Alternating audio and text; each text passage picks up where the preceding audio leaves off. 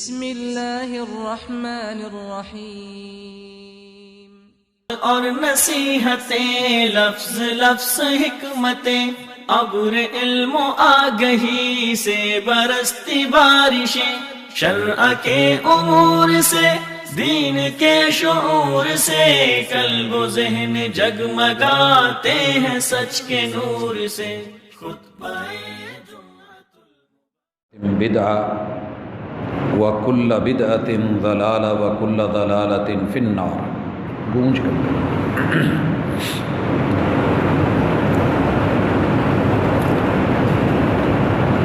اعوذ باللہ السمیع العلیم من الشیطان الرجیم۔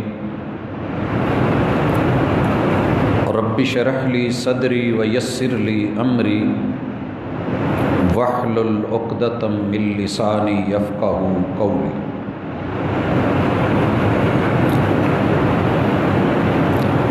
حضرات ذی وقار،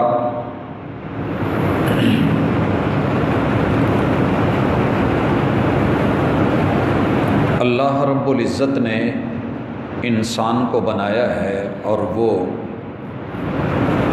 باقی مخلوق کی طرح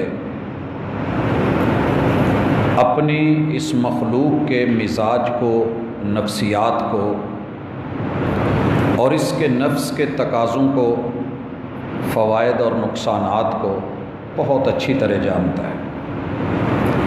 الا یعلم من خلق وهو اللطیف الخبیر، کیا جس نے انتہائی باریک بینیوں سے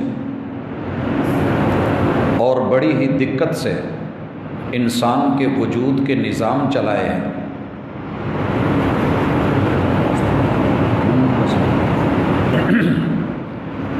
وہ یہ نہیں جانتا جی بس ٹھیک کہ انسان اس کا فائدہ کس چیز میں ہے اور نقصان کس چیز میں۔ جتنی بھی چیزوں میں فائدہ تھا اللہ تعالیٰ نے ان کو انسان کے لیے حلال بنا دیا، جائز قرار دے دی، اور جن چیزوں میں اس کا یا دوسروں کا جلدی یا بدیر نقصان ہو سکتا تھا، باوجود کہ وہ چیزیں مرغوب ہوں، پسندیدہ ہوں، نفس کو اچھی لگیں، من کو بھائیں، مالک الملک نے ان پر پابندی لگا دی۔ جن چیزوں سے روکا گیا وہ دو طرح کی ہیں۔ ایک وہ کہ جن کا تعلق اللہ کے حق سے ہے، اللہ کے حق سے، جو چیزیں رب کے حق کے ساتھ تعلق رکھتی تھی، مالک الملک نے ان کو آگے پھر دو پہلو دیے۔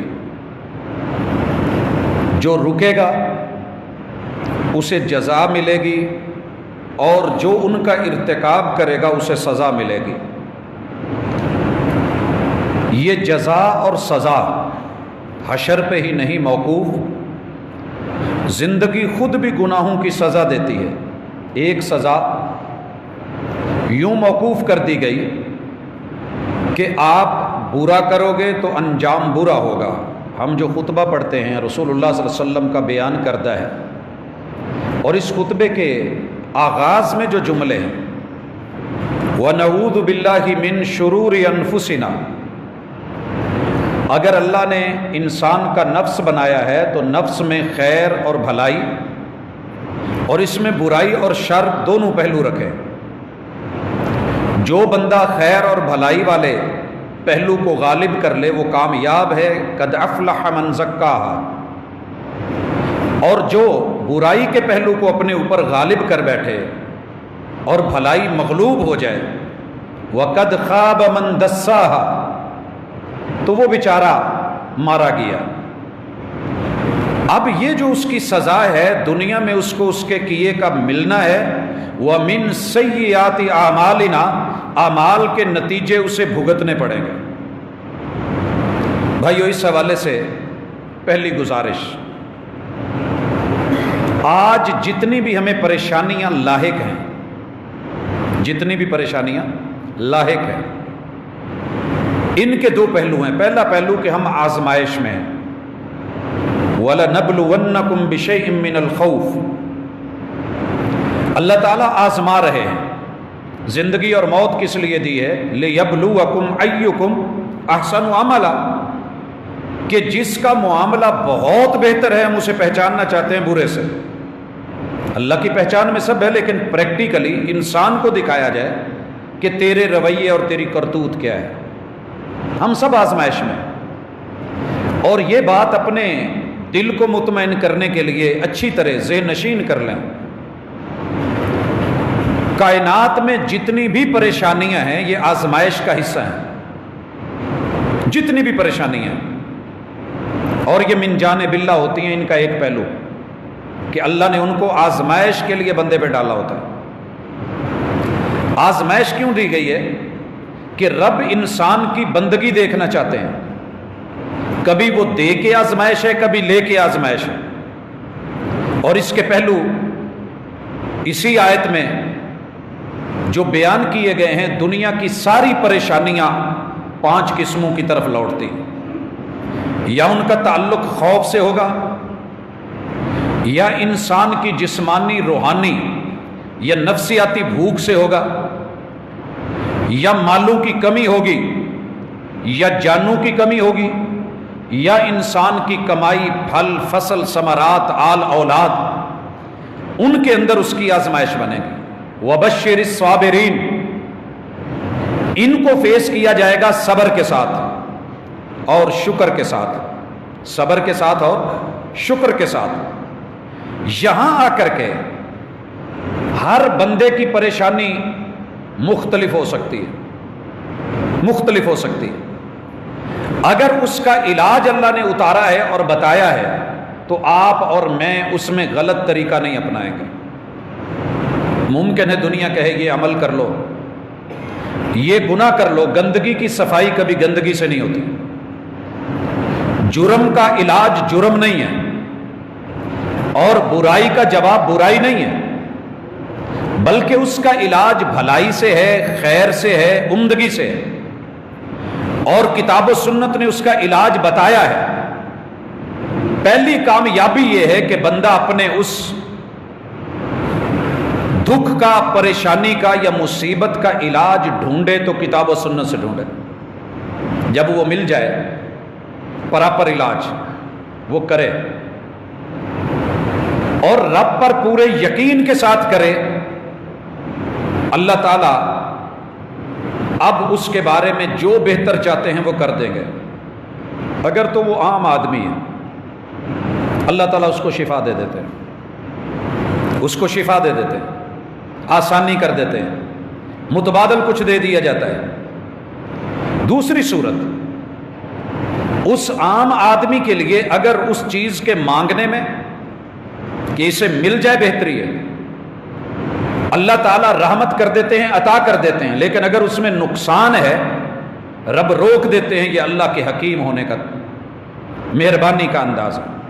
اسی طرح پریشانی ٹل ہی نہیں رہی، علاج بھی پورے، نماز عبادات مناجات بھی پوری، ذکر اذکار بھی پورے، بندہ متقی بھی ہے، صاف ستھرا بھی ہے، غلط بھی نہیں کر رہا، اللہ پر توکل اور یقین بھی ہے، مایوس بھی نہیں، اور اس کی بیماری بڑھتی جا رہی ہے۔ بڑے بڑے عامل، بڑے بڑے دعوے کرنے والے، حکیموں کو سمجھ نہیں آ رہی، نبض ایلوپیتھی ساری علامتوں کے باوجود وہ علاج نہیں کر پا رہی، آپریشنز ہو چکے، ہومیوپیتھی جواب دے چکی، ڈم پیتھی، دیسی پیتھی، ہر طرف سے مایوس ہو گیا ہے۔ تو سنیے، اس بندے کے ساتھ اللہ کو خصوصی پیار ہوتا ہے، اس بندے کے ساتھ یہ تاریخ کا حصہ ہے۔ جتنی جس کی اللہ کے ساتھ محبت زیادہ ہوتی ہے، میرے رب کی اس کے ساتھ آزمائش بڑھا دی جاتی ہے۔ رسول اللہ صلی اللہ علیہ وسلم نے کہا تھا سب سے سخت آزمائش کے مرحلوں سے انبیاء کو گزارا جاتا ہے، حالانکہ انبیاء تو رب کے بڑے قریب ہوتے ہیں، رب ان کے ایک اشارے پہ یہ بھی تو کرتا ہے نا۔ ایک طرف محبوب نے اوپر اٹھا کے نظر دیکھی اور بیت اللہ جسے چھوڑ کے آئے تھے اسے دیکھا رب نے قبلہ بدل دیا. یہ وہ محبوب ہے. لیکن جب رب آزمانے لگتا ہے تو آزمائشوں کو اگر کبھی پڑھیں، دنیا میں آنے سے پہلے باپ کو لے لینا یہ چھوٹی آزمائش نہیں. انسان 6 سال کی عمر میں ہو ماں لے لی جائے کوئی چھوٹی آزمائش نہیں. اگر محبوب کی آزمائشوں کو گنوں تو مجھے 2-3 خطبے چاہیے. لیکن اللہ کی محبت کی علامت ہے. یہاں آ کے بیماری ہے، نفسیاتی تکلیف ہے، کوئی جسمانی پریشانی ہے، اولاد کا معاملہ ہے، مال دولت کا مسئلہ ہے، حل کرتے ہوئے بھی حل نہیں ہو رہا. اللہ تعالیٰ آپ کے کوئی نہ کوئی گناہ صاف کر رہے ہیں، درجات بلند کر رہے ہیں، اور اللہ کی پیار کی علامت ہی یہی ہے. اور میں تو مثال سے یہ بات ہمیشہ، بڑی مثالیں ہیں میرے سامنے لیکن یہ مثال مجھے بہت اچھی لگتی ہے. گرمیوں کے سیزن میں جاتے ہوئے کتنے سارے ڈھیر لگے ہوتے ہیں تربوز کے. ہم رک کے جس پہ ہماری نظر آ جائے، بے شک دکان والا یہ پکڑے وہ پکڑے نہ، آپ کہتے نہیں وہ والا، اور اس کو اٹھا کے آپ کنڈے میں رکھوا کے وزن ڈلوا کے شاپر میں ڈال دوں، نہیں، اسے کاٹ، اس کو ٹاکی لگا، اسے چیرا جاتا ہے آپ کی نظروں کے سامنے اور آپ دیکھ رہے ہوتے ہیں. اس پہ چھری چلتی ہے، آپ اسے گھر میں لا کے کاٹ کے ٹکڑے ٹکڑے کر کے اپنی فریج فریزر میں رکھ کر کے، کیونکہ آپ کا اس پہ دل آ گیا ہے. جس پہ دل نہیں آیا وہ تو صحیح سلامت پڑے. رب کا جس پہ پیار آئے اور جس سے تعلق گہرا ہو جائے اللہ آزماتا ہے. حضرات اس لیے اللہ نے خود کہا ہے میرے ساتھ شکوے کی زبان اختیار نہ کرنا، میں تیرے شکووں کے لائق نہیں، شکر کے لائق ہوں. واللہ یحکم لا معقب لحکمہ، میں جو مرضی فیصلہ کروں، نہ حاشیہ نشینی کرنا نہ نکتہ چینی کرنا. حاشیہ نشینی ہوتی ہے کچھ کم کر دو کچھ زیادہ کر دو، ایسے نہیں ایسے ہو جائے. اور نکتہ چینی ہوتی ہے کہ یہ کیوں وہ کیوں، بیماری کے لیے میں ہی ملا ہوں، میں ہی ملا ہوں، یہ ہے نکتہ چینی. اور حاشیہ نشینی کیا ہے؟ اللہ تیرا دکھ مجھ کو لگا دے. یہ فرق ہے دونوں میں. تو ہم ایسا نہیں کریں گے. حضرات یہ میں نے تمہید اس لیے رکھی ہے کہ اللہ تعالیٰ کی اپنی کچھ مرضیاں ہیں، اپنے فیصلے ہیں، وہ جو چاہتا ہے وہی ہوتا ہے. دوسرے پہلو پہ آئیے، حقوق العباد میں اگر اور حقوق اللہ میں کوئی جرم ہو، رب پہلے اصول بنا کے روکتے ہیں یہ نہیں کرنا. آپ کو پتا ہوگا جھوٹ سے روکا ہے، جھوٹ سے روکا ہے، مگر اس نہیں میں ممانت میں سختی بڑی ہے، مگر اس کی سزا نہیں رکھی. جرم بتایا ہے کل تیرے ساتھ یہ ہوگا، یہ معاملہ بنے گا، اللہ کی لعنت ہے، لیکن وہ ایک مانوی چیز رکھی. اب لعنت کس انداز میں ہے؟ جھوٹ بولتے ہوئے، اپنا نقصان ہوتے ہوئے. کبھی ہم یہ سمجھیں کہ یار میں نے کچھ کیا بھی نہیں اور میرا یہ نقصان ہو گیا ہے، میرے ساتھ یہ لڑ پڑا ہے، میں نے تو اس کا بگاڑا ہی کچھ نہیں تھا، اس نے میرے ساتھ زیادتی کی ہے. تو سمجھیے اللہ کی لعنت کسی جھوٹ کی وجہ سے ہے جو غیر محسوس انداز میں فیل کروایا گیا ہے. بڑا محسوس ہوتا ہے تیرا محسوس نہ کرنا، یہ جو آپ اور میں محسوس نہیں نہ کرتے اور ولی بن جاتے ہیں کہ یار میں نے تو کبھی کچھ کیا ہی نہیں، کہیں جھوٹ بولا ہے، جو آج لعنت برس رہی ہے. دوسری چیز، بے شمار گناہ ایسے ہیں جن کے اوپر اللہ نے روکا، سزا نہیں رکھی ہے، مگر غیر محسوس انداز میں.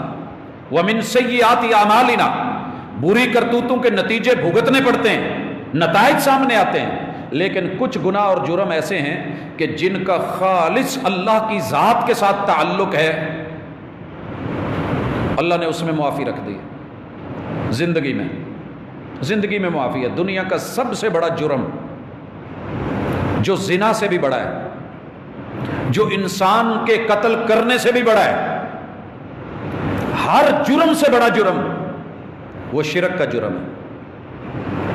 رب کو یہ گوارا نہیں کہ میری عزت میں، میری ربوبیت میں، میری الوہیت میں، میری حاکمیت میں، میرے لا اینڈ آرڈر میں میری کبریائی میں آپ کسی کو شریک کریں جس کو میں نے بنایا ہے، اسے شریک نہیں کیا جائے، یہ ایسا گناہ ہے اللہ نے آخری ہچکی تک اس کی توبہ رکھی ہے۔ اللہ کی ذات کے ساتھ اس کا تعلق ہے، اللہ نے اس کی توبہ رکھی ہے، بظاہر اس کی کوئی سزا نہیں ہے، کہا اب بھی لوٹا، اب بھی لوٹا، اب بھی لوٹا، یا ہم کل لا الہ الا اللہ، موت کی ہچکی میں بھی مجھے ایک الہ مان کے زبان سے اقرار کر کے آ جا۔ توبہ کا دروازہ بند ہونے سے پہلے، سورج کا مغرب سے طلوع ہونے سے پہلے میں تیرے گناہ معاف کر دوں گا، لیکن اگر اسی طرح موت آئی، ان اللہ لا یغفر ان یشرک بہ ویغفر ما دون ذلک لمن یشاء، تیرا رب ہر کبیرہ صغیرہ گناہ معاف کرنے پہ قادر ہے، لیکن تیرے رب نے فیصلہ کر لیا ہے جو شرک کی حالت میں یہ گناہ کر کے مرا اس کو پھر میں نے معاف نہیں کرنا، اس کی معافی نہیں، نہ اس کے لیے سفارش، نہ اس کے لیے شفاعت، نہ اس کے لیے رب کی رحمت، یہ اللہ کا فیصلہ ہے، نہ اس کے لیے جنت۔ جس نے شرک کیا فقد حرم اللہ علیہ الجنہ، رب نے اس پہ جنت حرام قرار دے دی ہے، جہنم۔ حضرات یہ اللہ کا ایک حق ہے۔ دوسری طرف آئیے، کچھ حق ایسے ہیں کہ جو اللہ نے بندوں سے جوڑ کے لیکن ان میں اپنا پہلو غالب رکھا ہے، یعنی حقوق العباد ہیں، گناہ ہیں۔ اگر کسی نے وہ کسی کا حق مارا، اللہ کو اتنی غیرت آتی ہے کہ رب اس کی سزا دنیا میں ہی دیتا ہے، اور ضرور دیتا ہے اور دلواتا ہے۔ اور حاکم وقت کو کہا ہے کہ تجھے حکومت ملی ہے، سیادت اور قیادت ملی ہے، تجھے سلطہ ملا ہے، پاور ملی ہے، وقت کے قاضی اور جج کو بولا گیا ہے اگر تو نے دلائل کے ساتھ حق پہ فیصلہ نہ کیا، اور آپ کو یہ بھی پتا ہے جابر ظالم سلطان حکمران، اس کے لیے معافی نہیں ہے، اور عادل سلطان اور حاکم کے لیے اللہ نے قیامت کے دن عرش کا سایہ رکھا ہے۔ جن 7 خوش نصیبوں کو اللہ نے سایہ دینا ہے، آپ کو پتہ ہے اس پہ پہلے نمبر پہ کون ہے؟ سب سے پہلے نمبر پہ، ٹاپ پوزیشن پہ وہ وقت کا وہ حاکم ہے جو عادل ہے، جو حقوق اللہ اور حقوق العباد کا لحاظ رکھتا رہا۔ اور آپ کو پتہ ہونا چاہیے وقت کے حاکم کی سب سے پہلی ڈیوٹی الذین ان مکناہم فی الارض اقاموا الصلاۃ، وہ سب سے پہلے رب کے بندوں کو بندوں کے دوارے پہ گئے ہوئے اٹھا کر کے ایک رب کے در پہ لا کے اس مصلی پہ کھڑے ہو کر کے سب سے پہلے خود امامت کرانے کی ذمہ داری ہے۔ جو یہ صحیح نہیں کرتا، وہ جو مرضی کرتا رہے، اس کے مالی معاملات کہیں نہ کہیں بکھرے رہتے ہیں۔ اگلا مرحلہ ہے پھر زکوٰۃ کا، مالی معاملات کا، معیشت کا۔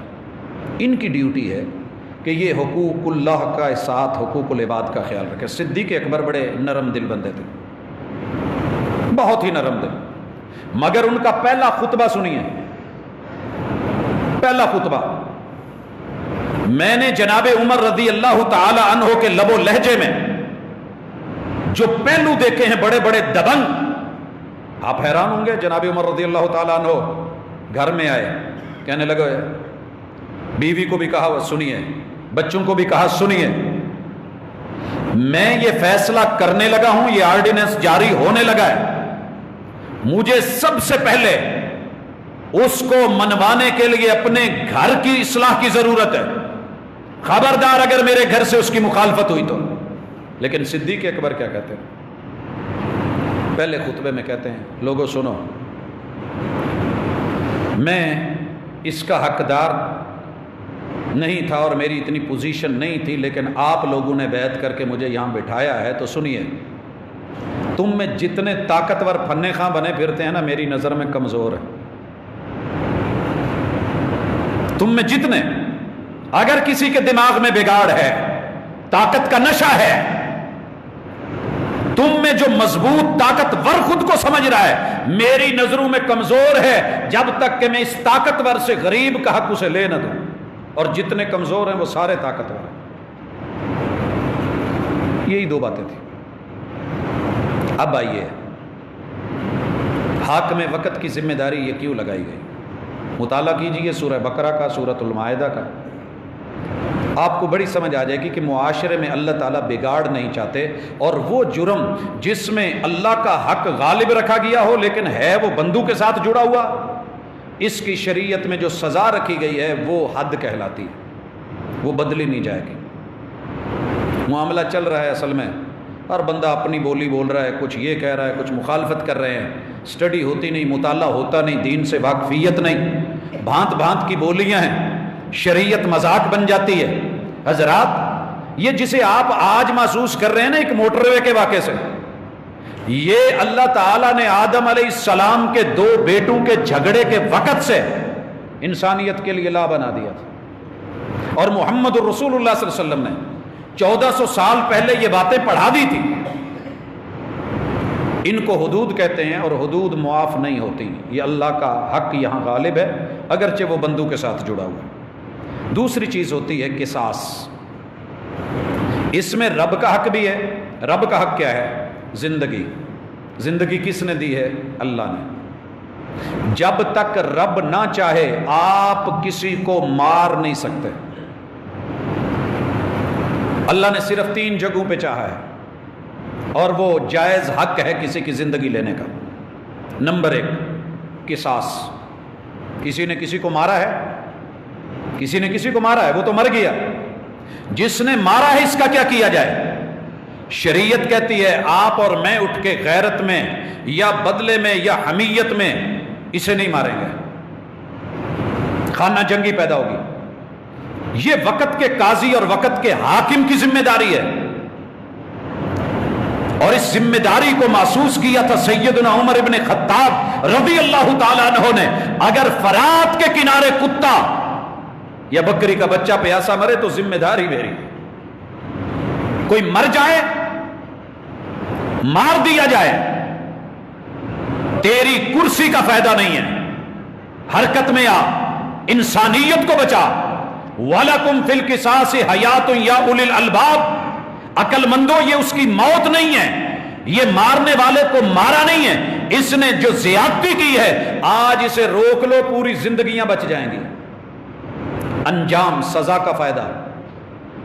ظاہر ہے جس کو مارا جا رہا ہے اس کی بیوی ہوگی، بچے ہوں گے، بچے معذور ہوں گے، چھوٹے ہوں گے، کہاں سے دیا جائے، کون پالے گا، بڑے سارے سوال اٹھیں گے، اس کے بوڑھے ماں باپ، بڑے سارے مسائل۔ جو مرا ہے اس کے بھی تو یہی مسئلے تھے، جسے اس نے مارا ہے۔ تمہارے دماغ میں یہ سوال تب پیدا کیوں نہیں ہوئے؟ کہا اس کا ابھی بدلہ لے لو۔ اور جو 3 قتل انسان کے دوسرے انسان سے جائز رکھے ہیں ان میں سے ایک قصاص ہے، قصاص میں قتل کیا جا سکتا۔ دوسری چیز وہ ہے کہ ایک بندہ شادی شدہ ہو کے، حال دیکھیے شریعت کا کتنا مستقل ہے، شادی شدہ ہو کے وہ کسی کا ریپ کرتا ہے، زیادتی کرتا ہے، گناہ کرتا ہے، شریعت کہتی ہے کہ اسے رجم کر دو، مگر آپ اور میں نہیں، وقت کا حاکم۔ تیسری سزا، ایک شخص دنیا کے سب سے بہترین پیکج پہ نہیں آنا چاہتا، نہ آئے۔ دعوت ہے ادخلوا فی السلم کافہ، دعوت ہے اسلم تسلم، اسلام میں آ جا، تیری جتنی بھی جہاد ہیں ساری کی ساری سائڈ سیف کر دی جائیں گی، تیری جان، تیرا مال، تیری عزت، تیری آبرو، تیری حیاتی، تیری زندگی، تیری قبر، تیرا نشر، تیرا حشر، تیری ماں باپ موت والی زندگی، جہنم سے سیف، ہر چیز سے محفوظ کر دیا جائے گا۔ اسلم تسلم، یہ ہے سیفٹی کا پیکج۔ آ جا، اگر کوئی خوشی خوشی آئے بسم اللہ، نہیں آتا لا اکراہ فی الدین، زبردستی دیندار نہیں بنایا جاتا۔ سمجھ رہے ہیں اس بات کو؟ یہاں خلط ملط کیا جاتا ہے معاملہ، وہ جی دین میں زبردستی نہیں، کوئی شک نہیں، دین میں داخلے میں انٹری میں زبردستی نہیں ہے، آنا چاہتا ہے ویلکم، فائدہ کیا ملے گا؟ تسلم، تو سیف ہو جائے گا۔ نہیں آنا چاہتا، رب کا نظام، رب کی زندگی، رب کی بندگی، اللہ کا وجود، یہ کائنات اس کی، ہوائیں اس کی، اس کا پھر تھوڑا سا ٹیکس دے کے فائدے لینے ہیں تو خراج دے کے رہ لے، یہ اللہ ہی کا نظام ہے۔ اگر یہ بھی نہیں، اسلام میں اگر تو آ گیا، یہاں آنے کے بعد تجھے واپسی کا حق نہیں دیا جا رہا. وائے بندہ غلط کیا ہو تو واپسی کا حق بنتا ہے. لوگ پوچھتے ہیں نا اسلام میں آ جائے تو واپسی نہیں، باقی میں جائے تو آ جائے. یہ ہمارا نہیں ہے سسٹم، رب کا ہے جس نے بنایا ہے. آپ نے لاہور جانا تھا، آپ غلط روٹ پہ چڑھ گئے ہیں، واپسی بنتی ہے، بلانا بنتا ہے، کہنا بنتا ہے، سمجھانا بنتا ہے. لیکن اگر آپ صحیح رستے پہ صحیح روٹ پہ چڑھ کے منزل کی طرف بڑھ رہے ہیں تو پھر کوئی بلائے کیوں؟ بھئی پھر کوئی بلائے تو کیوں؟ نہیں بنتا. اسلام جنت کا رستہ ہے، صراط مستقیم ہے، لہٰذا جو اس پہ چڑھا ہے اسے دائیں بائیں نہیں بلایا جائے گا کہ ہندو اٹھ کے کہے میری طرف آ، یہودی کہے میری طرف آ، مجوسی کہے میری طرف آ. اسلم تسلم ہو چکا. اگر تو آ گیا ہے ادخلوا فی السلم کافہ، اب تو نے پوری طرح آنا ہے. جو نہیں آیا اس کے لیے زبردستی نہیں، جو آ گیا ہے اسے چھٹی نہ ملی جس نے سبق یاد کیا. جہاں پیار ہو جائے وہاں چھٹی نہیں، وہاں غلطی کی گنجائش چھوڑی نہیں جاتی. ہو جائے ایکسکیوز کر، معافی مانگ، لوٹا. حضرات قصاص سمجھ آ رہی ہے میں جو بات سمجھانا چاہ رہا ہوں کہ اللہ تعالیٰ نے بندے کے قتل میں، کسی کو قتل کیا گیا وہاں قصاصاً قتل، رجم کی شکل میں. جب شادی شدہ ہو کے زنا کرتا ہے پھر قتل. اور اگر مرتد ہو جاتا ہے اسلام کو چھوڑ کے، پھر اکثر لوگ کہتے ہیں جی یہ کیوں؟ یہ اس لیے ہے کہ جنہوں نے اعتراض کیا ہے ان کی اپنی خفیہ، اسے کوئی جوائن کرے نہ کرے مرضی، لیکن اگر کر لے تو اس کو چھوڑ کے پھر دوسروں سے نہیں مل سکتا، وگرنہ ٹھوک دیا جاتا ہے. یہ اصول ہے. اللہ کا اس سے بہترین اور کوئی پیکج ہے ہی نہیں. سب سے بہترین پیکج ان الدین عند اللہ الاسلام، وہ اسلام ہے، اس کو چھوڑ کے جائے گا. حضرات قصاص میں بندے کا حق غالب ہے. اللہ نے اپنا حق مغلوب کر دیا. حالانکہ اگر سورۃ المائدہ میں مطالعہ کرتا ہوں، ساری آیات بھی سامنے رکھتا ہوں، لیکن پہلے یہ تھوڑا مسئلے کو سمجھنے کی کوشش کریں. اللہ نے فیصلہ دیا ہے کہ بدلے میں مار دیا جائے. قاضی فیصلہ کیا دے گا؟ عدالت فیصلہ کیا کرے گی؟ قتل. عدالت نہیں کہہ سکتی کہ ٹھیک ہے جی یہاں بدلے میں دیت ہے، دیت لے لو، یہ ہے وہ لے لو. فیصلے کے لیے میدان میں لایا جائے گا.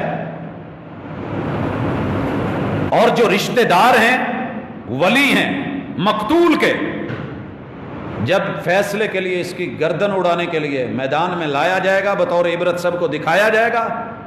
آخری مرتبہ اس کے ولیوں سے پوچھا جائے گا کہ آپ کے پاس اللہ نے 2 حق غالب رکھے ہیں، آپ چاہیں تو بدلے میں دیت لے لیں، تاکہ جو مقتول کے لواحقین کا نقصان ہوا ہے اسے حیا آ جائے، اسے سمجھ آ جائے، اور ان کے کوئی روٹی روزی یا دیگر معاملات کا جو ہے وہ معاملہ آگے کچھ چل پڑے. لیکن اگر تم نہیں چاہتے، فیصلہ وہی ہے قتل، قصاص. اگر دیت لے سکتے ہو ویلکم، اگر تم معاف کرنا چاہو تو ہم نے یہ بھی آپشن رکھا. حضرات یہ ہے قصاص. اب آئیے تیسری چیز، تیسری سزا کا نام اسلام نے جو تجویز کیا ہے وہ تعزیر ہے. تعزیر کا حق حاکم کو ہے. صحیح بخاری کی حدیث ہے، رسول اللہ صلی اللہ علیہ وسلم نے کہا 10 سے بڑھ کے کوڑے کسی بھی شخص کو نہیں مارے جائیں گے الا کہ وہ اللہ کی حدود میں سے کوئی حد ہو. جیسے 100 کوڑے، ایک جوان آدمی ہے، بچہ ہے، اس سے برائی ہو گئی ہے، شریعت اسے رجم کرنے کا نہیں کہتی، نہ اس کا کچھ حصہ کاٹنے کا کہتی ہے. صرف یہ ہے کہ اس کو سزا دی جائے کہ دوسروں کو بھی تکلیف ایسے ہی ہوتی ہے، یہ اپنی زندگی میں سنبھل سکے، کیونکہ شریعت کا مقصد اصلاح ہے اور معاشرے کی پاکیزگی بھی ہے. خیر، اب تعزیر کو سمجھیے سزا. کوئی حاکم دیکھتا ہے کہ یہ حدود میں بھی معاملہ نہیں آ رہا لیکن یہ جرم کر رہا ہے اور مجرم بن کے معاشرے کو خراب کر رہا ہے، تو اس کی کوئی ایسی سزا مقرر کر دینا کہ جس کے اندر معاشرے کا فائدہ ہو اور مجرم کے لیے اس میں تنبیہ ہو اور اس کے لیے رکنے کا مواد موجود ہو، ڈر پیدا ہو، اس کا خوف ہو، روب ہو، دبدبا ہو. اس تعزیر کو وقت کا حاکم بطور آرڈیننس، بطور اس انفرادی شخص کے فیصلہ کر سکتا ہے. وہ سخت بھی ہو سکتی ہے، وہ ہلکی بھی ہو سکتی ہے، وہ درمیانی بھی ہو سکتی ہے، جرم کی نوعیت کو دیکھ کے۔ لیکن اگر معاملہ حدود اللہ میں آلریڈی آ چکا ہے، حدود اللہ میں، تو اس کی سزا وہی کافی ہے جو رب نے حد مقرر کی ہے، اس میں اضافہ نہیں کیا جائے گا۔ اگر پھر وہ باز نہیں آتا تو اس کی تعزیر مقرر ہو سکتی ہے، لیکن ایک بار حد اپنی طرف سے نہیں، وہی جو شریعت نے کی ہے۔ اور یہ تعزیر جو ہے جب وہ حاکم چلا جائے گا یا حکومت چلی جائے گی، اس کے ساتھ اس کا وہ آرڈیننس وہ بھی ختم۔ مثال، جناب عمر رضی اللہ تعالیٰ عنہ نے جب لوگوں کو دیکھا کہ یہ 3 طلاقیں ایک ساتھ دے رہے ہیں، اور شریعت نے تو ایسے نہیں کہا، ایک مرد کے لیے اتنا کافی ہے، ایک طلاق دے، 3 ماہ ٹائم مل گیا، رجوع کرنا چاہتا ہے رجوع کر لے، نہیں رجوع کرنا چاہتا آزاد ہے، یہ 3 مہینے کے بعد یہ جہاں مرضی شادی کر لے، وہ جہاں مرضی کر لے۔ لیکن 3 ایک ہی بار بولنا، پھر جو ہے وہ آ کر کے دوسرے چکروں میں پڑنا، جناب عمر رضی اللہ تعالیٰ عنہ نے بطور تعزیر یہ فیصلہ دے دیا، تعزیر، سزا رکھی کہ ٹھیک ہے تم باز نہیں آتے، جو ایسا کرے گا اسے دوبارہ پھر موقع نہیں دیا جائے گا، وہ 3 اس کی 3 ہی صحیح۔ اسی لیے حضرت عمر رضی اللہ تعالیٰ عنہ کا یہ آرڈیننس دنیا میں ان کی رحلت کے ساتھ ختم۔ فقہا اجتہادی طور پہ اس میں مختلف ہی رہے، لیکن آپ کے ملک میں اس وقت بھی جو قانون ہے وہ یہی ہے کہ آپ ایک ٹائم میں 1 طلاق، اور پھر اس کی پوری عدت کا معاملہ جب تک گزر نہیں جاتا، یہ ہے اصل شریعت، فیصلہ، آرڈیننس، تعزیر، سزا مقرر کی جا سکتی ہے۔ حضرات، قرآن مجید کا مطالعہ کرنے سے پہلے تھوڑا سا یہ بھی کہ موجودہ جو بات چل رہی ہے، اگر ہم نے یہ حدود اللہ پہلے نافذ کی ہوتی تو اس طرح کے مسئلے ہوتے ہی نہ۔ میں جن ملکوں کو تھوڑا بہت جانتا ہوں، لوگ کہتے ہیں جی بہت اسلامی ہے، اور بعض لوگوں کو بڑی اس جملے پہ تکلیف ہوتی ہے کہ اسلامی ہے۔ میں بھی سمجھتا ہوں 100% اسلامی نہیں ہے، لیکن چند حدود مقرر کی ہیں، آپ بڑے پرامن طریقے سے اپنے بچوں سمیت سڑک کے کنارے، گاڑی خراب نہ بھی ہو، تیل ختم نہ بھی ہو، آپ کسی جنگل میں ہوں، موٹر وے نہ بھی ہو، سائیڈ پہ باڑ بھی نہ ہو، کچھ بھی نہ ہو، آپ اپنے بچوں سمیت اتر کے وہاں ریسٹ کر سکتے، اپنی گاڑی میں لے، آپ کو پریشانی کی کوئی بات نہیں ہوتی۔ کیونکہ ہاں یہ ممکن ہے کوئی جانور، کوئی درندہ آپ کو نقصان پہنچا دے، لیکن انسان سے نہیں۔ اس کی وجہ یہ ہے کہ اسے پتہ ہے میرا انجام کیا ہوگا، حدود اللہ ہے، معافی نہیں ہے، اور یہی اصل چیز ہے۔ مجھے اچھی طرح یاد ہے، میں نے جن حدود کو اپنی آنکھوں سے نافذ ہوتے دیکھا، ان میں ایک حد ایک عورت کا ہاتھ بھی تھا۔ ایک مسلم ممالک میں سے ملک کی عورت تھی، پکڑی نہیں جا رہی تھی، اور تقریباً 1-1.5 مہینے سے کیس سامنے آ رہے تھے کہ مسجد نبوی میں عورتوں کی جیب کٹتی ہے، پرس کٹتی ہے، کیمرے لگے ہوئے، لوگ خفیہ، سب سمجھ نہیں آ رہی۔ قد کاٹ اچھا، ایک مصری عورت ہے، ابائے میں ہوتی ہے، دیکھتی ہے کہ پاکستانی ہیں، انڈینز ہیں، دیگر ہیں، وہاں عرب کوئی ہنس کے بلا لے تو ہم لوگ تو ویسے ہی بکھر جاتے ہیں کہ کیا بات ہے جی۔ اس نے تپاک سے بازو پھیلانے، گلے لگانا، یہ مل رہی ہوتی، اور ادھر انگوٹھی کے اندر بلیڈ ہے، اس کو پھیرنا اور اپنا جو ہے وہ کام پورا کر لینا۔ کیمرے میں کہاں سے آیا؟ آخر پکڑی گئی، حد لگی، ہاتھ کٹا۔ حضرات، اس ایک ہاتھ کی وجہ سے کتنے لاکھوں انسان محفوظ ہوئے؟ کیا سعودیہ میں سب ٹنڈے پھر رہے ہیں؟ نہیں، محمد الرسول صلی اللہ علیہ وسلم نے، صحیح بخاری کی حدیث ہے، ارینا قبیلے کے لوگ ہیں، مدینے میں آئے ہیں، پیٹ خراب ہو گیا ہے۔ جو مدینے گیا ہے وہ جانتا ہے کہ اللہ ایک دفعہ آزماتا ضرور ہے، تھوڑے رگڑے میں آنا پڑتا ہے، آزماتا ہے۔ آپ نے علاج تجویز کیا، اونٹوں کے باڑے میں گئے، دیکھا مالک اکیلا ہے بیت المال کا، اسے انہوں نے مارا، وہ بیچارہ تڑپتا رہا، پانی مانگتا رہا، نہیں دیا، اونٹ ہانک کے لے گئے۔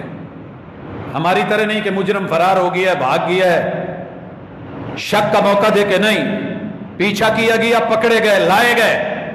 فیصلہ سورۃ المائدہ، رب نے اعلان کر دیا، ابھی ہم پڑھیں گے۔ مخالف سمجھ سے ان کے ہاتھ پاؤں کاٹ دیے گئے۔ بیلنس، شریعت پھر بھی کہتی ہے کہ بیلنس رکھیے۔ مخالف سمجھ سے کیوں کاٹے گئے؟ اس لیے کہ یہ پھر بھی ایک پاؤں سے بھی چلنا چاہے تو چل سکے. لیکن دنیا کو بتاؤ، آپ کو پتہ ہے کہ جب ہم چلتے ہیں عموماً آپ نے دیکھا ہوگا کہ ہماری یہ کنڈیشن ہوتی ہے، رائٹ ہاتھ اگر آگے ہے دائیں والا تو بایاں پاؤں آگے. چلتے ہوئے سے پھر بھی پرابلم نہ آئے، رب نے پھر بھی تیرا دھیان رکھا ہے. سولی پہ چڑھا دیا جائے، جلا وطن کر دیا جائے. محمد الرسول صلی اللہ علیہ وسلم جیسے رحمت للعالمین نے کہا مخالف سمجھ سے ہاتھ پاؤں کاٹے جائیں، کاٹ دیے گئے، انہیں دھوپ میں پھینک دیا جائے. پھینک دیا گیا. گرم سلائیاں لائی جائیں دھوپ میں رکھ کے ان کی آنکھوں میں پھیر دی جائیں، کیونکہ انہوں نے ایسے کیا تھا اس کے ساتھ. بدلہ قصاص ہے، وہی کیا گیا. تڑپتے تھے، پانی مانگتے تھے، پانی نہیں دیا گیا، خون بہتا رہا. جیسے اس کا بہا تھا وہ مرا ویسے ہی مارا گیا. اس کے بعد آج تک مدینے میں ایسا واقعہ نہیں ہوا. ایک سزا مقرر کر دیجئے. رب کی سزاؤں پہ اعتراض نہیں کیجئے، مذاق نہیں بنائیے، اپنی طرف سے بڑھائیے نہیں، کم نہیں کیجئے. معاملہ رجم کا ہے. اسی طرح آئے تھے محمد رسول صلی اللہ علیہ وسلم کے دور میں بھی واقعات کہ ایک شادی شدہ آدمی ہے، اس نے ایسا معاملہ کیا ہے عورت کے ساتھ. میرے محبوب نے کہا تھا اس کو رجم کر دو. یہ نہیں کہا کہ چلیں اس کا نفس کاٹو اور اس کو مدینے میں رہنے دو. نہیں، یہ سزا نہیں. آپ کے دور میں ایسے ہوا ہے. کیوں؟ اس کا صفایا ضروری ہے. جو انسانی نسب میں خلط ملط کرتا ہے ایسے نہیں ہونا چاہیے. وہ چیز اللہ کو پتہ ہے، وہ بہتر جانتا ہے. تو حضرات حدود میں، قصاص میں اور تعزیر میں یہ فرق آپ اپنے ذہن میں رکھیے.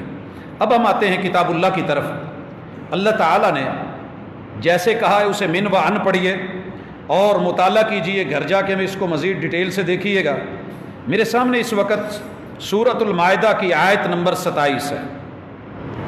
اللہ تعالیٰ آغاز کرتے ہیں حدود کا، لیکن معاملہ کہاں سے شروع کیا؟ وَاتْلُ عَلَيْهِمْ نَبَأَ ابْنَيْ آدَمَ بِالْحَقِّ. میرے محبوب اپنی امت کو آدم کے دونوں بیٹوں کا واقعہ اور اس میں حقیقت بیان کر دیجئے. اِذْ قَرَّبَا قُرْبَانًا، دونوں نے قربانی دی.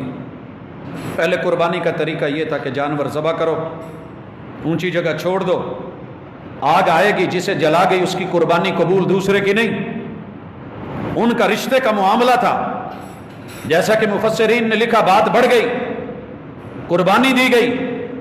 حابیل کی قربانی کو وہ حق پہ تھا، رب نے قبول کر لی، قابیل کی نہیں کی. غصے میں آ گیا، کہتا ہے ہوئی ہے یا نہیں ہوئی. جیسے کچھ لوگ پہلے کہتے ہیں کوڑا ڈال لو، جب ڈال لیا اچھا نہیں آیا تو کیا کروں، یہ رائٹ میرا ہی ہے. عدالت میں چلے گئے، فیصلہ ہو گیا، ٹھیک ہے بھائی جو مرضی، عدالت نے فیصلہ کر بھی دیا ہے لیکن میں اپنا فیصلہ چلاؤں گا. قابیل نے کیا کہا جب یہ قربانی قبول ہو گئی؟ فتقبل من احدهما ولم يتقبل من الاخر، دوسرے سے نہیں ہوئی.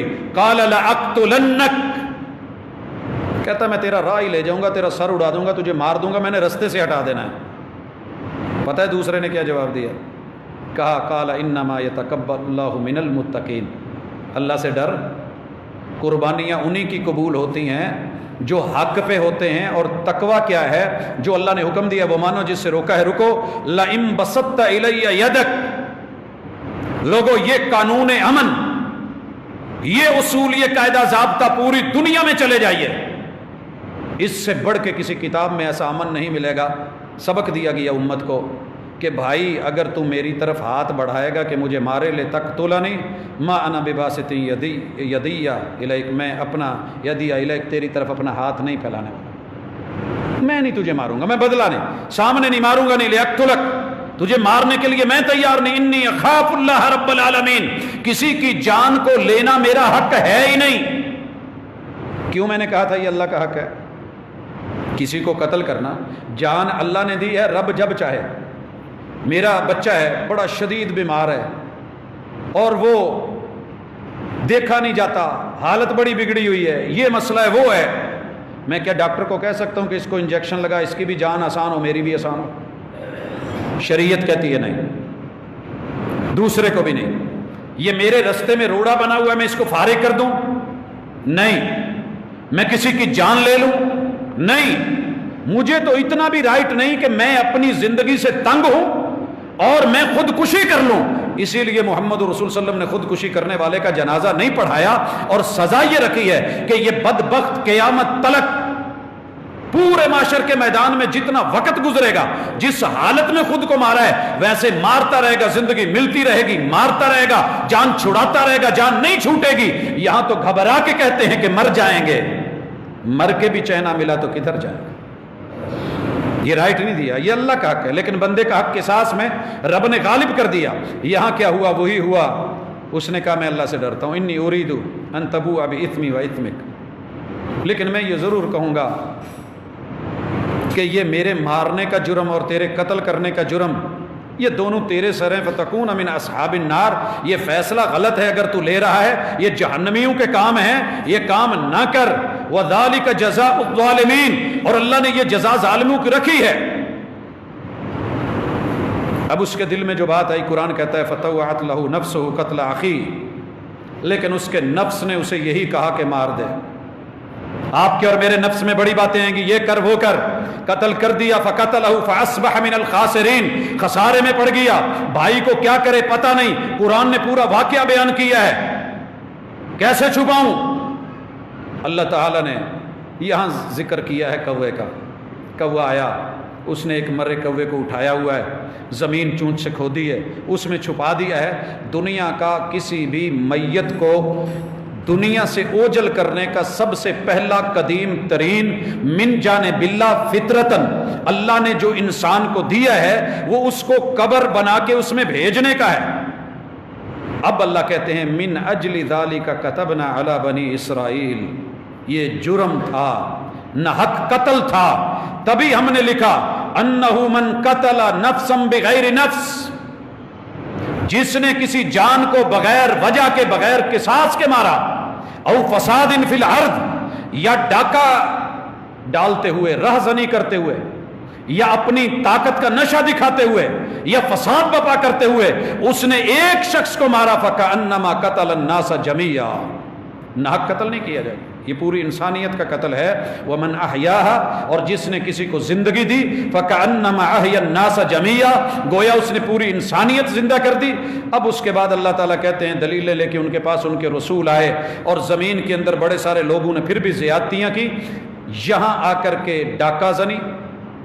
اب کئی شکیں ہوتی ہیں، بس اوقات زنا بھی ہے، قتل بھی ہے، پیسہ بھی لوٹا ہے، چوری بھی ہے، تو اس کی رسول اللہ صلی اللہ علیہ وسلم پہ یہ آیت تب اتاری کہ انما جزاء الذین یحاربون اللہ ورسولہ، جو لوگ اللہ اور اس کے رسول سے محاربت کرتے ہیں، قانون اور قاعدے سے جو ہے وہ لڑتے ہیں، رٹ کو وہ چیلنج کرتے ہیں، ان لوگوں کی سزا ہے وَيَسْعَوْنَ فِي الْأَرْضِ فَسَادًا، اور زمین میں فساد بپا کرتے ہیں، أَن يُقَتَّلُوا،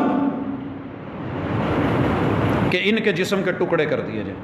پہلا آپشن أَن يُقَتَّلُوا، ایک ہے قتل کرنا، أَن يُقْتَلُوا، أَن يُقَتَّلُوا، قتل يقتل تقتیل، شدد يشدد تشدید، شدت کے ساتھ مارا جائے، جیسے ان ظالموں نے فساد بپا کرتے ہوئے، جیسا کہ ہم داستانیں سنتے ہیں، یہ داستانیں تیرے میرے ملک میں، یہ گینگ، یہ گروپ یہ کر رہے ہیں وہ کر رہے ہیں، 17 لوگ گھروں میں داخل ہوں، ایک کو پکڑیں اور اس کے بیوی بچوں کو باندھے، ظلم اور زیادتی کریں، کاٹیں، فائر کریں، مال بھی لے جائیں جو کرتے پھریں، نہیں، ان کو لوگوں کے لیے عبرت کا نشان بنایا جائے، یہ سزا کا فائدہ ہے، باقی لوگوں کی زندگی بچے گی، ان کو یوں کاٹا جائے، او یصلبوا، یا ان کو پھانسی کے پھندے پہ چڑھا دیا جائے، سر عام پھانسی دی جائے، سر عام پھانسی دی جائے، لٹکا دیا جائے، او تقطع ایدیہم وارجلہم من خلاف، اور آپ یہ بھی کر سکتے ہیں کہ ان کو زندگی کا موقع دے دیں،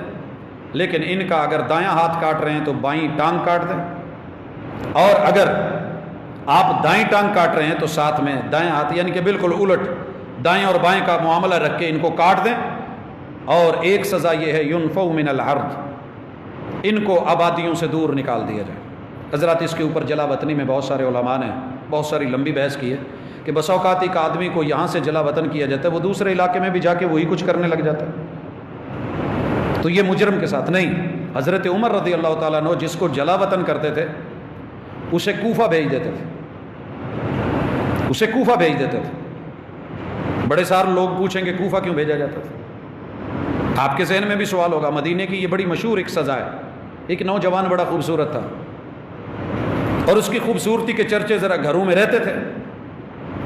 انہوں نے وہ نہیں کیا جو ہمارے یہاں کہ اس کا نفس کاٹ دیا جائے. کہنے لگے یار ایسے کر, تو ذرا اپنے چہرے کے اوپر نا کپڑا لگا کے رکھا کر, سر پہ پگڑی باندھنے کے بعد جو نیچے والا پلو باندھ لیتے ہیں آگے منہ پہ. اس نے وہ کیا, صرف آنکھیں نظر آنے لگیں, وہ زیادہ خوبصورت ہونے لگا, چرچا اور بڑھ گیا. جناب عمر رضی اللہ تعالیٰ عنہ نے اس کے لیے, حالانکہ اس کا قصور کوئی نہیں ہے, وہ غلط نہیں تھا, کہا یار تو اپنی نا زلفیں کٹوا لے, پگڑی رہنے دے, ٹینڈ کروا لے. وہ بال کٹوائے گئے, پھر ویسے کا ویسے معاملہ اور زیادہ خوبصورت. اسے کوفہ بھیج دیا گیا. اب سوال یہ ہے اسے کوفہ کیوں بھیجا گیا؟ کوفہ اس لیے بھیجا گیا کہ وہاں فوجی چھاؤنیاں تھیں, وہاں کینٹ تھا, اور ان کے بیوی بچے وہاں ساتھ نہیں رہتے تھے. جس نے آنا ہوتا تھا چھٹی لے کے واپس آتا تھا. تو جلا وطنی بھی وہاں ہوگی جہاں اس کا فائدہ ہو. یہ سزا اللہ نے مقرر کی, اور پھر کہا ذالک لہم خزی فی الدنیا, یہ ان کے لیے دنیا میں رسوائی اور بربادی ہے. ولہم فی الآخرۃ عذاب عظیم, کل قیامت کے دن کا عذاب بھی باقی ہے اور وہ بہت بڑا ہے. حضرات, یہ حادثے, یہ واقعات کبھی نہ ہوں اگر ہمارے اہل حق, اہل دل, اہل نظر, ہمارے سلطان, ہمارے حکمران عوام کے خیر خواہ ہوں, تو یہی ان کا علاج ہے. اب اللہ تعالیٰ نے بڑا کچھ ذکر کرنے کے بعد آگے چل کر کے جو کہا, والسارق والسارقۃ فاقطعوا ایدیہما, اگر کوئی چوری کرے, چور ہو یا چور نہیں ہو, ہاتھ کاٹ دو, جزاء بما کسبا, یہ ان کے ہاتھوں کی کمائی ہے, نکالا من اللہ, اللہ کی طرف سے سزا ہے. واللہ عزیز حکیم, اللہ جو ہے وہ غالب بھی ہے, حکمتوں والا ہے. ہاتھ کیوں کٹوا رہا ہے؟ ٹنڈا کرنے کے لیے نہیں, ساری قوم ٹنڈی ہو جائے گی نہیں, تم کر کے دیکھو.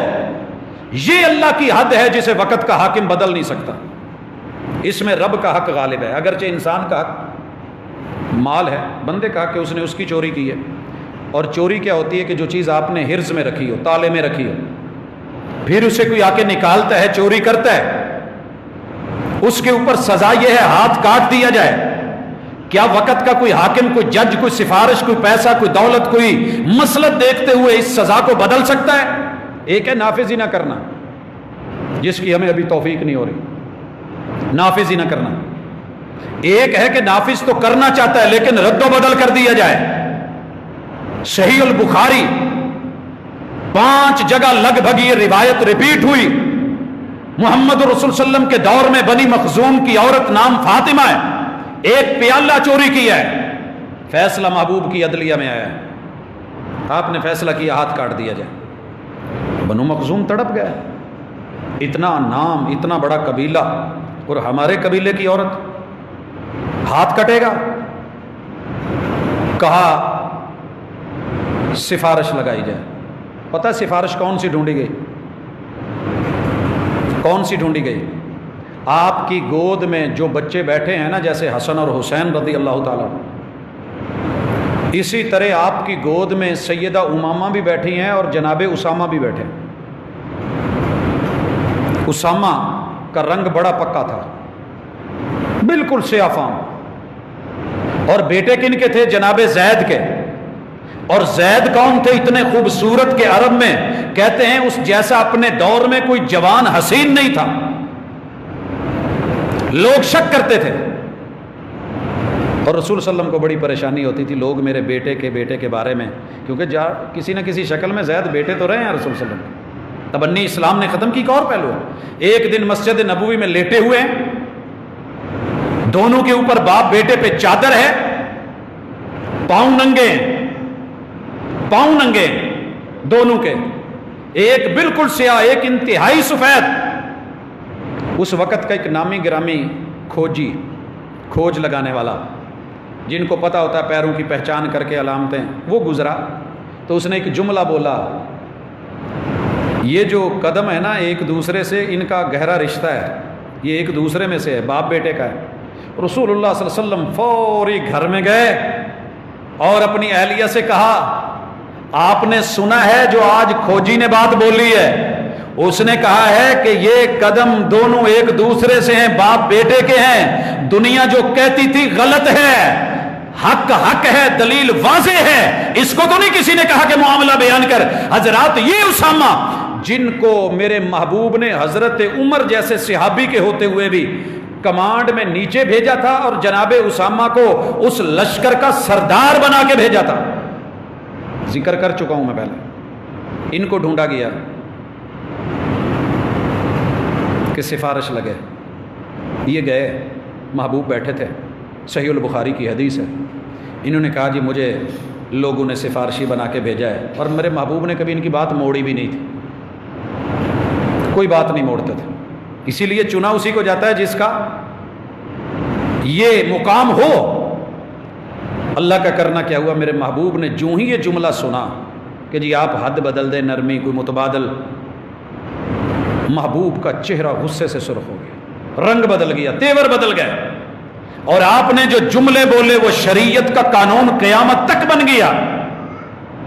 سنیے، سفارش کرنے والا بھی سن لے، کروانے والا بھی سن لے، رب کا قرآن ہے، یہ اللہ کا حق ہے، رب کی حدود ہے، فَاقْطَعُوا أَيْدِيَهُمَا، یہ فیصلہ اللہ کا ہے۔ لو ان فاطمہ بنت محمد سرقت لقطعت يدها، اور تم فاطمہ بنی مخزوم کے قبیلے کی اس چوری کی حد میں میرے فیصلے کو سفارش سے بدلنے آئے ہو، اگر یہ کام محمد صلی اللہ علیہ وسلم کی بیٹی حسنین کی ماما علی کی اہلیہ جنتی جو ہے وہ خواتین کی سردار نے بھی کیا ہوتا، مجھ محمد صلی اللہ علیہ وسلم کی عدلیہ، مدینے کی عدالت، شریعت کی عدالت، کتاب و سنت کا فیصلہ یہ تھا کہ ہاتھ اس کا بھی کاٹا جائے گا، رب کی حد نہیں بدلی جائے گی۔ تم سے پہلی قومیں برباد اس لیے ہوئی، اگر کوئی چھوٹا جرم کرتا سزا دے دی جاتی، اور اگر کوئی بڑا کرتا تو اس کے اندر جو ہے وہ نرمی کر دی جاتی۔ اللہ تعالیٰ کے یہ فیصلہ فمن تاب من بعد ظلم، یہ کرتے ہوئے مالک الملک نے سارا کچھ سنایا، اور پھر آگے جا کر کے کہا وَكَتَبْنَا عَلَيْهِمْ فِيهَا، ہم نے یہ لکھا ان النفس بالنفس، نفس کے بدلے نفس، اگر کسی نے کسی کو مارا ہے، پیچھے ذکر ہو چکا، قصاص ہے تمہارے لیے، قصاص زندگی ہے تمہارے لیے، لیکن اب کیا ہے، اگر نفس کو کاٹا گیا ہے، اور اس نفس سے مراد عمومی طور پہ انسان کی پوری باڈی لی جاتی ہے، جان کے بدلے جان، لیکن اگر کچھ لوگ جیسے ہمارے ہاں طبیبوں کی زبان میں، یا جو موجودہ اس وقت بحث چل رہی ہے، اگر وہ بھی مراد لیا جائے تو صرف ایک شکل ہے کہ اگر کسی انسان کے ساتھ کسی دوسرے نے یہ زیادتی کی ہے اور اس کے اس عضو کو ریموو کیا ہے تو بدلے میں قصاص میں ریموو کیا جائے گا۔ ویسے کوئی شریعت نے ایسی سزا جو ہے وہ زنا جوان کرے، غیر شادی شدہ کرے یا شادی شدہ کرے، یہ سزا شریعت نے مقرر نہیں کی ہے، اور یہ اس کے ساتھ نہیں ہوگا۔ اگر ہاں اس نے کیا ہے تو قصاصاً کیا جائے گا، والعین بالعین، آنکھ نکالی ہے آنکھ نکالی جائے، والانف بالانف، اگر ناک کاٹی ہے تو بدلے میں ناک کاٹی جائے گی، والاذن بالاذن، اور اگر کان کاٹا ہے تو بدلے میں کان۔ یہاں میں یہ آیت مکمل کر لوں، ایک بات کہہ کے بات ختم کرنا چاہتا ہوں، والسن بالسن، دانت توڑے ہیں تو قصاص میں دانت توڑے جائیں گے، والجروح، قصاص اگر جو ہے وہ زخم دیا گیا ہے تو ویسا زخم ناپ کے ویسا زخم دیا جائے گا، فمن تصدق به فهو کفارۃ اللہ، ہاں اگر کوئی اس پہ کا کر دیتا ہے، اس معاملے میں نرمی کر لیتا ہے، شریعت کا فیصلہ اپنی جگہ ہے، اسے چینج نہیں کیا جائے گا۔ وَمَن لَّمْ يَحْكُم بِمَا أَنزَلَ اللَّهُ، حکمرانوں سن لو جو اللہ کے فیصلے کو نافذ نہیں کرتا، فَأُولَٰئِكَ هُمُ الظَّالِمُونَ، اب ظالم جو ہے وہ جرم کرنے والا نہیں تم ہو، کیونکہ تم کنٹرول نہیں کر رہے۔ حضرات یہ ذمہ داری بنتی ہے۔ میں اس واقعے کے ساتھ بات ختم کرتا ہوں۔ مدینہ منورہ میں کسی ملک کے ایک شخص نے دوسرے سے لڑائی کرتے ہوئے دوسرے ملک کے ایک آدمی کو کاٹا، اور اس کا کان جو ہے منہ میں لیا، دانتوں میں لیا اور کاٹ کے رکھ دیا۔ پنجابی جی سانو جڑی چک پاؤن دی عادت، کاٹ دیا، معاملہ ہائی کورٹ میں چلا گیا، اور مدینہ کی ہائی کورٹ، وہاں ہمارے استاذ جج تھے، وہی قاضی وہی جج ہمیں اسلامک لا میں آ کے کلاسز میں بھی پڑھاتے تھے۔ اب جب یہ فیصلہ آیا تو پتہ ہے اس کے لیے ڈاکٹر کون سا چنا گیا؟ جس نے اس کا کان کاٹنا تھا۔ فیصلہ عدالت کا یہ، اس کا بھی کان کاٹ دیا جائے۔ جس کے ذمے یہ لگا وہ ڈاکٹر بھی میرے استاذ تھے فرسٹ ایڈ میں، ڈاکٹر ہشام ارناؤت، اور یہ فلسطین کے تھے۔ انہوں نے آگے سے معذرت کر لی کہ میں نے آج تلک، اور مجھے اچھی طرح یاد ہے کہ وہاں منگل والے دن ان کی پورے اس ایریے کے ختنوں کی بھی ذمہ داری ہوتی تھی، سرجن تھے، اچھے تھے، ماہر تھے، معروف تھے، لیکن انہوں نے جب معذرت کی تو حکومت نے صرف اتنی بات کی، یہ کرنا ہے یا جانا ہے، یہ اللہ کی حد ہے، یہ ہماری بات نہیں ہے، یہ ہم نہیں کہہ رہے، اللہ کی حد ہے، ہمارے پاس آپ سے اچھا ڈاکٹر کوئی نہیں اس معاملے میں، جب آپ ہی سر فہرست ہیں تو یہ ذمہ داری بھی آپ کی ہے، حکومت کا فیصلہ ہے۔ اگلے دن انہوں نے اپنی رپورٹ جمع کروانی تھی، ہماری کلاس تھی تو پریشان، ہم نے پوچھا سر کیا ہوا ہے، کہنے لگے آج یہ معاملہ، تو یقین کیجئے اس وقت یقین ہوا کہ اللہ تیرے فیصلے بہت اچھے ہیں۔ اس کے بعد ہم نے جتنے سال رہے مدینے میں کوئی ایسی خبر نہیں سنی۔ آئیے مخلص ہو کے، عوام کے ساتھ، رعایا کے ساتھ، امن عامہ، ہمارے راستے، ہمارے گھر، ہماری بستیاں، ہمارے جو سٹریٹ کرائمز ہیں، ان سے بچاؤ کب ہو سکتا ہے؟ بڑے سے لے کے چھوٹا، بڑے لوگوں نے تو اپنی سیکیورٹی لے لی، ساتھ میں گن مین لے لیے، لیکن غریب کیا کرے گا؟ غریب کا سہارا اللہ نے وقت کے حاکم کو بنایا ہے، عدلیہ کو بنایا ہے، لہٰذا اس ذمہ داری کو سمجھا جائے۔ اللہ کے حق سے بڑھ کے کوئی سزا نہیں ہوگی، جو سزائیں رب نے مقرر کی ہیں وہ ہوں گی، اللہ کی حدود میں تغیر نہیں ہے، قصاص کے جو آپشن ہے وہ اپنی جگہ، اور تعزیر کا فیصلہ جیسے ویسے سنایا جائے گا، اور انشاءاللہ اللہ بہتر کرنے والا ہے۔ اللہ ہمارا حامی و ناصر ہو، وما توفیقی الا باللہ۔